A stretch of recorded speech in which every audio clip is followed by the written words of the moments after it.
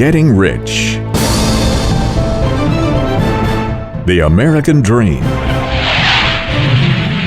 To get all you want, when you want it. Today it may seem as impossible to get rich as moving the planets. News coverage stacks the odds against you with stories about college grads unable to get the job they want. These guys won't help make you rich, no matter how much you protest. Today there's a better opportunity to become wealthy more so than at any other time in history. And there's proof of that statement with around 10 million American millionaires. Becoming rich is not just a goal anymore, it is required. For anyone planning for retirement, it takes about $1.2 million to create an annual income to sustain your lifestyle. The good news is, there are lots of ways to create personal wealth. It's your right to be rich. Getting rich isn't just for the latest high-tech genius. A surprising fact is that 12% of America's millionaires are educators. Job security and lifetime saving plans work. Of course, corporate executives, business owners, and entrepreneurs are on the list, but there's opportunity for everyone. Education is key to wealth creation. This is the story of two men who did more to make education available than any other. Both men were born into poverty. Both were destined to rise to riches and change the world. Tough times have a way of bringing out the best. These two men, Andrew Carnegie, once the richest man in the world and one of America's iconic businessmen, and Napoleon Hill, the first major teacher of success principles, revealed the secrets that prove one thing: your right to be rich. You've been given an inheritance from the richest man on earth. Before he died, this legendary figure created an unusual will that gifted to you everything that you'll need to reach the highest levels of accomplishment possible. That will has been the basis for the life-changing works by Napoleon Hill. Napoleon Hill's works have touched millions worldwide. Today's philosophy of success teachers still use the research formulas taught by Napoleon Hill. It's 1850-something and a young man sits at his desk. The note he's writing to himself will change his life. It's also a message to millions of others that will reveal secrets of success for centuries to come. Before Andrew Carnegie became the world's richest man, he writes his purpose for his life on this page. It's a simple plan to spend the first half of his life amassing a fortune, and then to spend the second half of his life giving it all away. The most valuable thing he left behind wasn't just the money. His most valuable gift is a blueprint that anyone can use to follow in his footsteps. Andrew Carnegie rose from rags to riches. Had he not discovered and utilized the success principles that made him wealthy, perhaps there would have never been an industrial revolution. Who was Andrew Carnegie? Why would he leave to you the keys to his fortune? Books and documentaries have been written and produced about his life and the lives of his contemporaries, such as Henry Ford. Well, I think everybody's decided that they've got to go to work. I think from now on, that there's no one can stop this great country from going ahead. John D. Rockefeller and J.P. Morgan. Newer, faster ways of producing steel. Discovering rich oil fields and refining it into fuel. Managing money through investments and savings. These men proved that America was not discovered, America was built. And America was built by average, ordinary men with extraordinary vision, skills, and abilities. Of all the giants of industry, Andrew Carnegie is the one who developed a plan that anyone can use to achieve their dreams.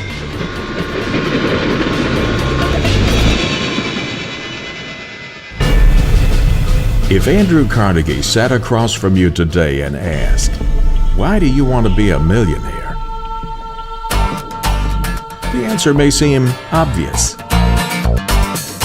Instead of all the things you could buy, he would most likely advise you to become wealthy not because of the things you can buy, rather because of what you become.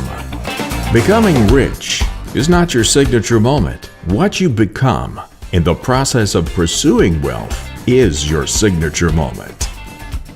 Andrew Carnegie became the richest man on the planet and ended up giving it all away. And his example has led contemporaries like Bill Gates and Warren Buffett to follow in his footsteps. These two are leading others to follow. They created the Giving Pledge to motivate America's wealthiest individuals and families to give away the majority of their fortunes to charity. Andrew Carnegie was born in Scotland in a typical weaver's cottage with only one main room in 1835. The town was the medieval capital of Scotland.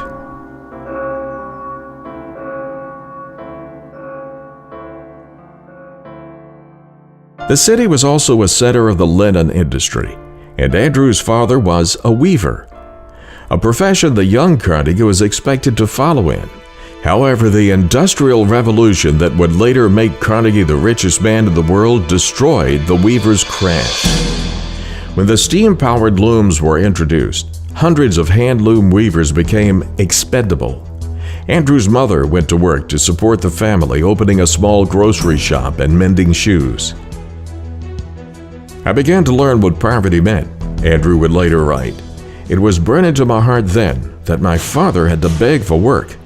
And then and there came the resolve that I would cure that when I got to be a man." In 1848 Scotland, times were hard. Starvation was running rampant throughout the country. Thousands of miles away, another man was born into poverty. This man, as told by Napoleon Hill, would eventually cross paths with Andrew Carnegie. In 1883, Napoleon Hill was born in a log cabin on the Pound River in Wise County, Virginia. Napoleon Hill was born at a time when 1- and 2-room log cabins were typical. At the time of Hill's birth, elementary schools were only open about 4 months out of the year, and attendance was not required.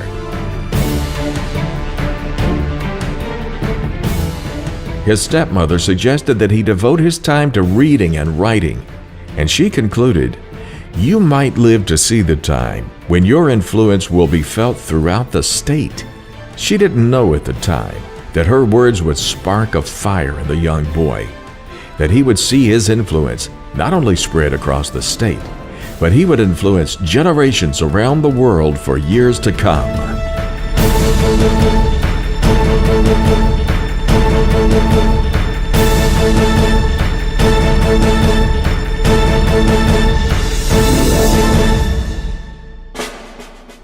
Back in Scotland, and much earlier, Andrew's uncle George Lauder introduced him to the writings of Robert Burns and historical Scottish heroes such as Robert the Bruce, William Wallace, and Rob Roy. Reading became a passion for the young Carnegie. Books became a major factor throughout Andrew Carnegie's life as he pursued an education that would unlock secrets of success. Years later, a young reporter named Napoleon Hill was given an assignment to write a series of articles about famous and successful men. As Hill tells it, this led him to interview Andrew Carnegie, who was at the time one of the most powerful men in the world. Carnegie believed that the process of success could be outlined in a simple formula that anyone would be able to understand and achieve. Hill tells the story this way. Impressed with Hill, Carnegie asked him if he was up to the task of putting together this information, to interview over 500 successful men and women, to discover and publish a formula for success. I caught my first fleeting glimpse of the profound law which provides the means by which we may choose our own purpose in life and attain it, while I was being coached by Andrew Carnegie during the organization of the Science of Success philosophy. I had just finished telling Mr. Carnegie that I feared he had chosen the wrong person to give the world the first practical philosophy of personal success because of my youth, my lack of education, and my lack of finances. Well, at this point, Mr. Carnegie delivered a lecture that I shall never forget because it changed my entire life and paved the way for my helping to change the lives of millions of people, some of them not yet born. Let me call your attention to a great power which is under your control, said Mr. Carnegie. A power which is greater than poverty, greater than the lack of education, greater than all of your fears and superstitions combined. It is the power to take possession of your own mind and direct it to whatever ends you may desire. As a result of Hill's studies based on Carnegie's introductions, the philosophy of achievement was offered as a formula for rags to riches success. Napoleon Hill's life work has become the basis for the multimedia system called Your Right to Be Rich.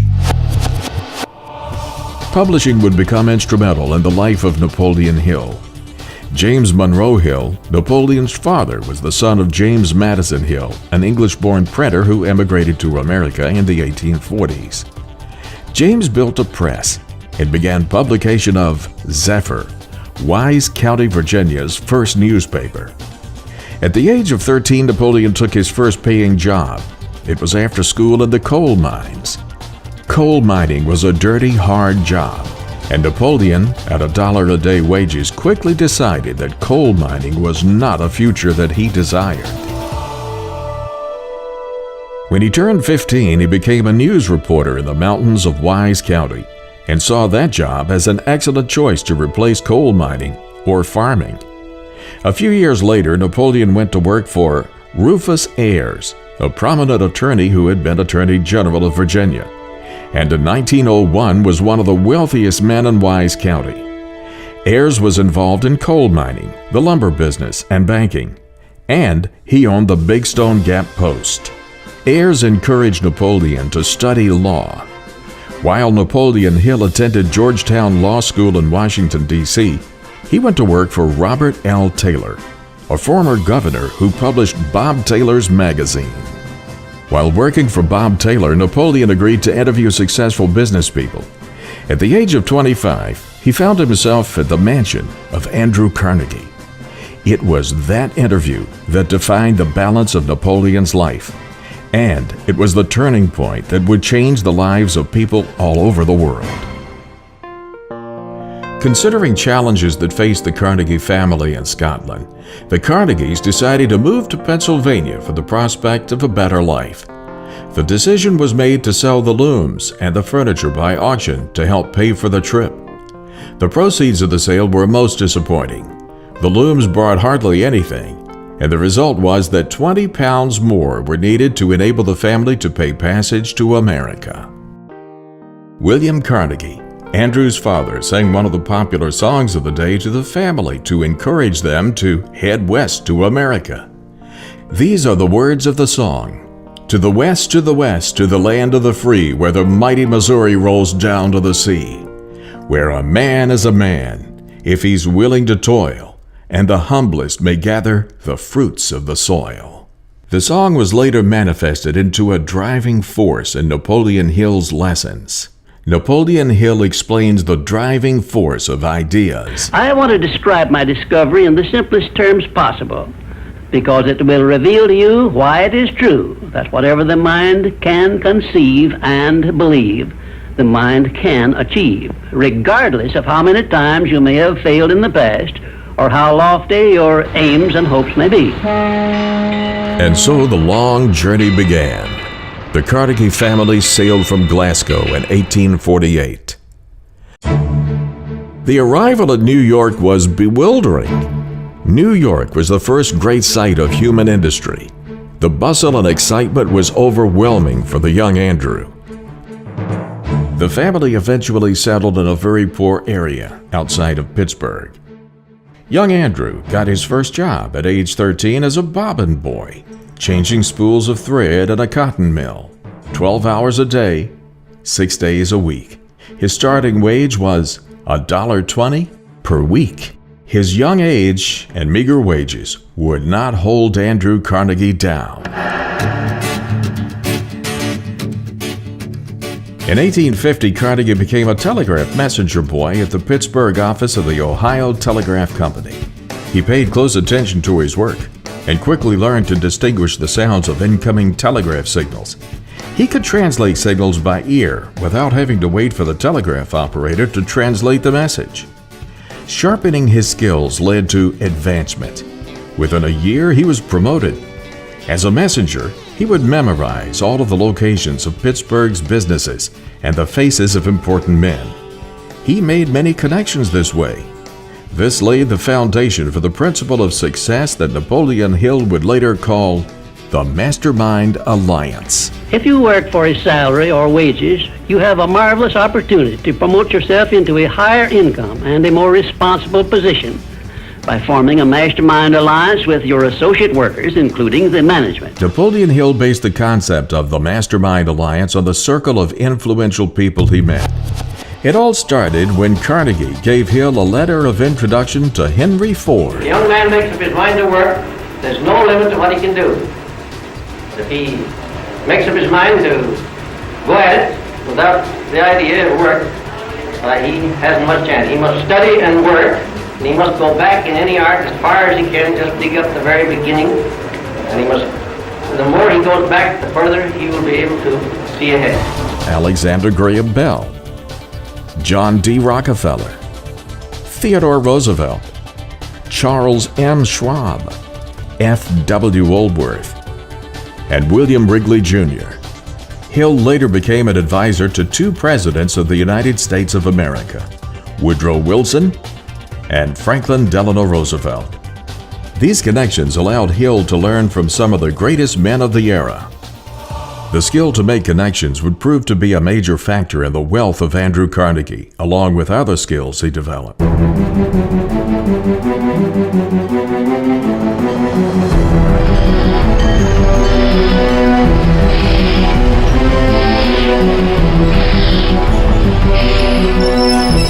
Through the young life of Carnegie, his willingness to work hard, his perseverance, and his alertness soon brought great opportunities to him.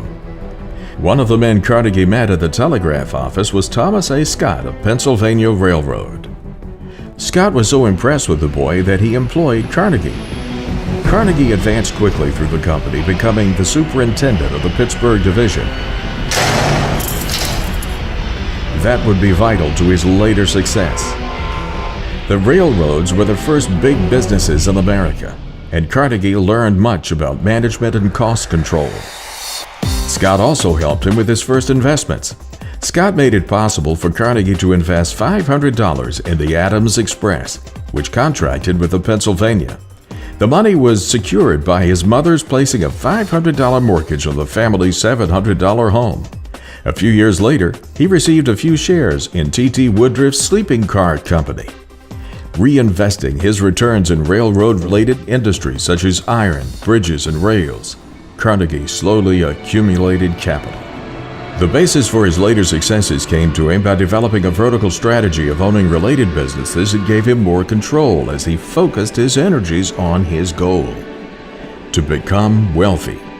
That definiteness of purpose became another lesson that Hill published. When you speak of your poverty and lack of education, Mr. Carnegie explained, you are simply directing your mind power to attract these undesirable circumstances, because it is true that whatever your mind feeds upon, your mind attracts to you.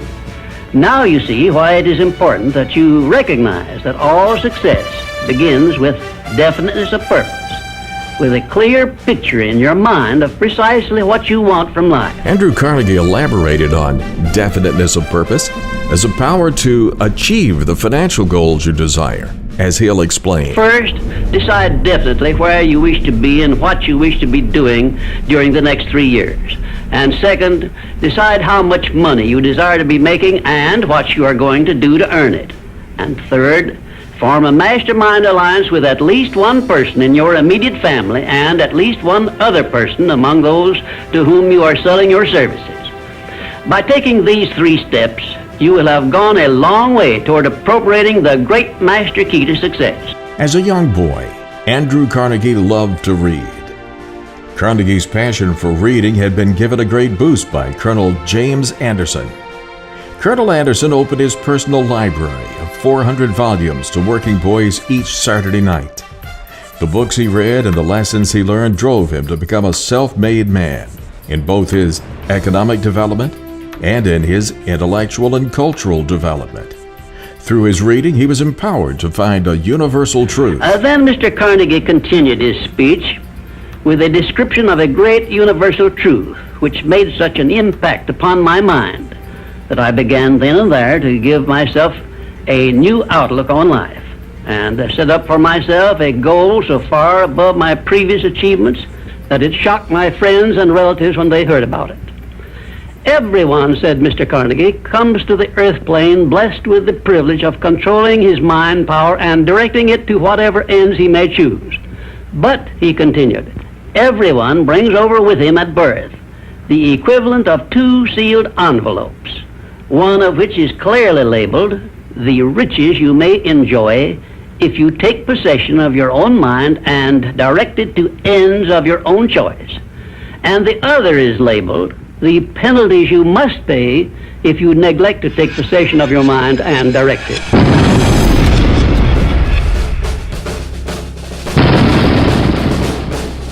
The Civil War created demand for iron products, such as armor for gunboats, cannon, and shells, as well as 100 other industrial products. And that demand made Pittsburgh a center of wartime production.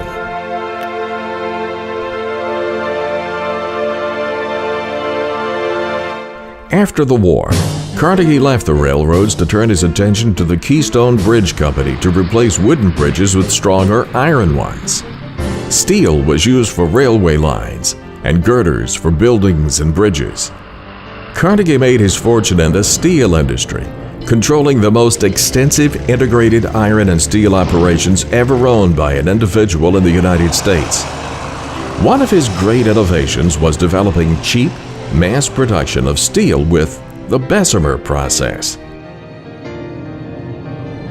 The steel price dropped as a direct result, generating greater sales and millions for Carnegie. Even with all these successes, there were hard times. Carnegie had to overcome many challenges, even at his highest levels of success. One that impacted him for the rest of his life was his company's conflict with his labor force. During a severe period of national economic recession in the early 1890s, labor unrest was at its height. In 1892, while Andrew Carnegie was traveling back to Scotland with his family to visit his homeland, back in America, the management of his company, under the guidance of Henry Clay Frick, faced the Homestead Strike.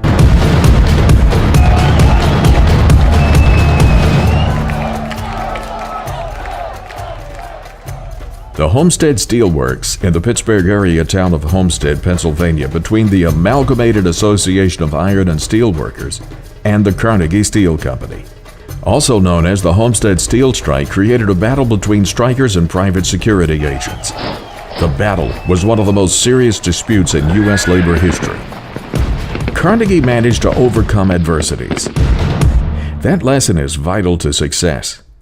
Napoleon Hill later wrote, "Every adversity has the seed of an equivalent or greater benefit." Indifference cannot create a mastermind alliance for you. A negative mental attitude can bring you nothing but failure. Remember always, you are where you are and what you are because of your mental attitude in which you relate yourself to other people. Remember also, your mental attitude is the one and the only thing over which you have complete control. In 1901, Andrew Carnegie was considering retirement. To make this happen, he once again relied on his contacts. Control your mental attitude and make yourself friendly and agreeable with everyone with whom you are closely associated if you expect friendly cooperation in return. Carnegie also taught this principle, that a great business is seldom, if ever, built up except on the lines of strictest integrity. He has said it's not the letter of the law, but the spirit of the law that must be the rule. Always give the other party the benefit of the doubt. Success is something which has to be planned, and success is something which has to be earned in advance. True, there is such a thing as luck, but just remember that luck is something you can create for yourself if you know the rules and follow them just as I give them to you.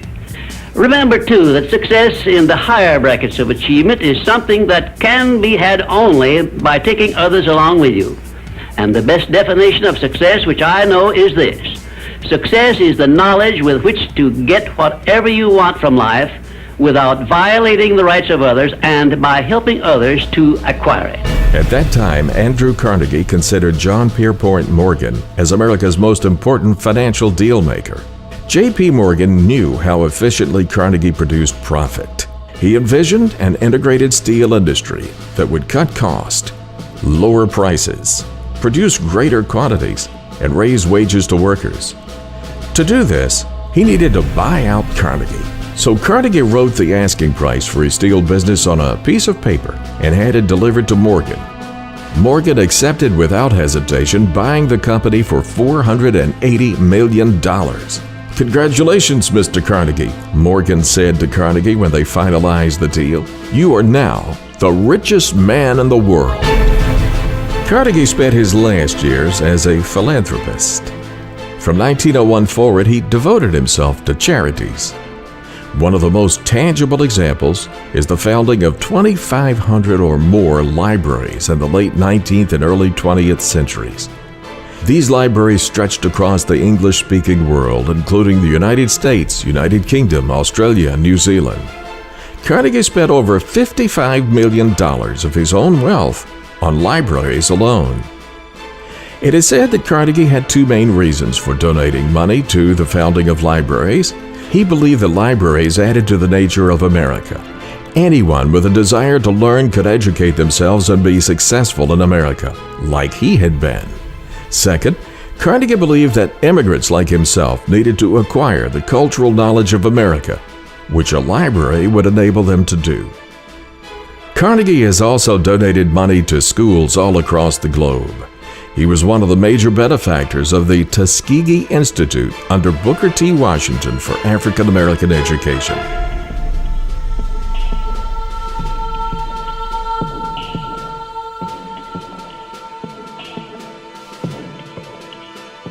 Carnegie represents the idea of the American dream. He was an immigrant from Scotland who came to America with nothing and became successful.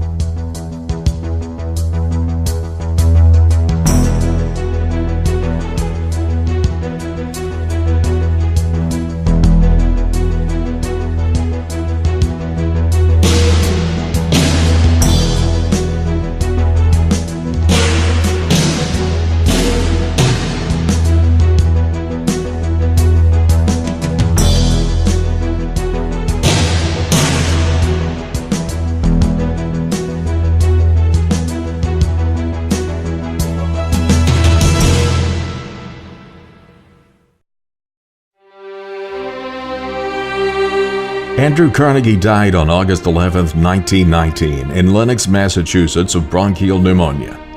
He had already given away over $350 million. Andrew Carnegie discovered and shared his skills and knowledge with Napoleon Hill, who went on to create a remarkable multimedia course, Your Right to Be Rich. Through purpose, attitude, and the willingness to work for it, he taught that individualism, private property, the law of accumulation of wealth, and the law of competition are the highest results of human experience. He had a strong opinion against inherited wealth. Carnegie believed that the future leaders of society would rise from the ranks of the poor. Carnegie believed in this because he'd risen from the bottom. He believed the poor possessed an advantage over the wealthy. The advantage is the lessons learned when overcoming defeat. His 1889 article proclaiming the gospel of wealth called on the rich to use their wealth to improve society, and that stimulated a wave of philanthropy. Napoleon Hill followed Mr. Carnegie's lead. In 1962, the Napoleon Hill Foundation was established as a non-profit charitable educational institution. It's dedicated to making the world a better place in which to live. Napoleon Hill died in November 1970. The American dream is still very much alive.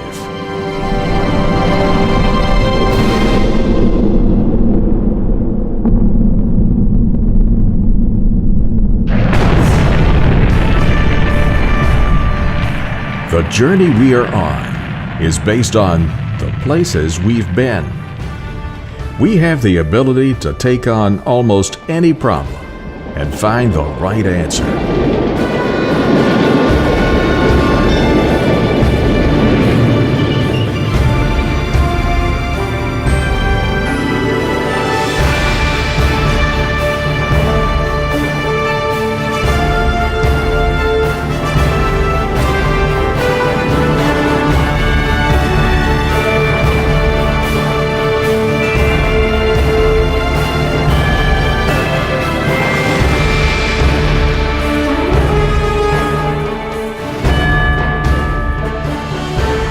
The same principles that made Carnegie wealthy are the same principles that drive success and wealth today.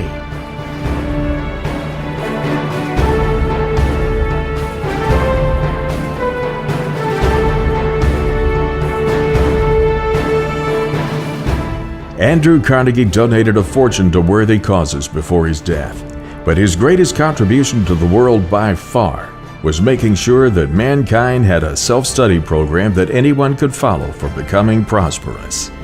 By sharing his personal success lessons with Napoleon Hill, and, as Hill says, by inspiring him to interview the greatest minds in America and document their formulas for success.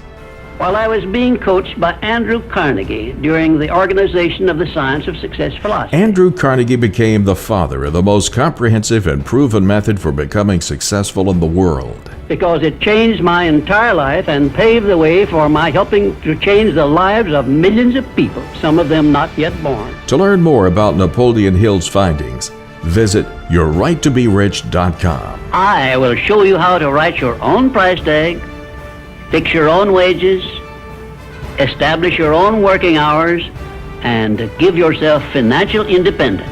Napoleon Hill believed that anyone can become wealthy. All that's needed is work and determination.